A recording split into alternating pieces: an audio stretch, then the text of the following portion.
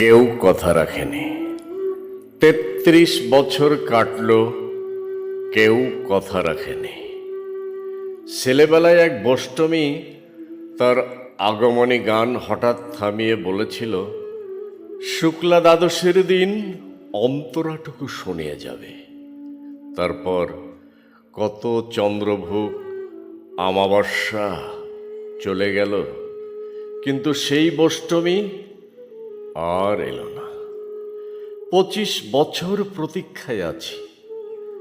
মামাবাড়ির মাঝি নাদের আলী বলেছিল, বড় হও দাদা ঠাকুর, তোমাকে আমি ৩ প্রহরের বিল দেখাতে নিয়ে যাব। সেখানে পদ্ম ফুলের মাথায় সাপ আর ভ্রমর খেলা করে। নাদের আলী, আমি আর কত বড় হব? আমার মাথা এ ঘরের ছাদ ফোঁড়ে আকাশ স্পর্শ করলে তারপর তুমি আমায় ৩ প্রহরের বিল দেখাবে? একটাও রয়্যাল গুলি কিনতে পারেনি কখনো। লাঠি লজেন্স দেখিয়ে দেখিয়ে চুষেছে লস্কর বাড়ির ছেলেরা। ভিখারির মতন চৌধুরীদের গেটে দাঁড়িয়ে দেখেছি ভিতরে রাস উৎসব। অবিরল রঙের ধারার মধ্যে সুবর্ণ কঙ্কণ পরা ফর্সা রমণীরা কত রকম আমোদে হেসেছে। আমার দিকে তারা ফিরেও চায়নি। বাবা আমার কাঁধ ছুঁয়ে বলেছিল, দেখিস একদিন আমরাও।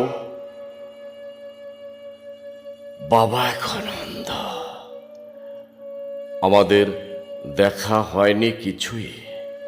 সেই রয়্যালগুলি, সেই লাঠি লজেন্স, সেই রাস উৎসব আমায় কেউ ফিরিয়ে দেবে না।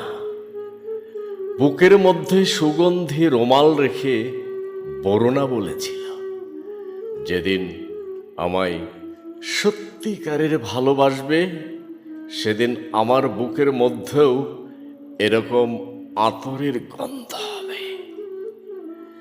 ভালোবাসার জন্য আমি হাতের মুঠোয় প্রাণ নিয়েছি। দুরন্ত ষাঁড়ের চোখে বেঁধেছি লাল কাপড়।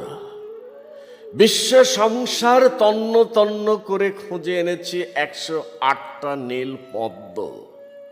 তবু কথা রাখেনি বরুণা। এখন তার বুকে শুধুই মাংসের গন্ধ। এখনো সে যে কোনো নারী। কেউ কথা রাখেনি। ৩৩ বছর কাটল, কেউ কথা রাখে না।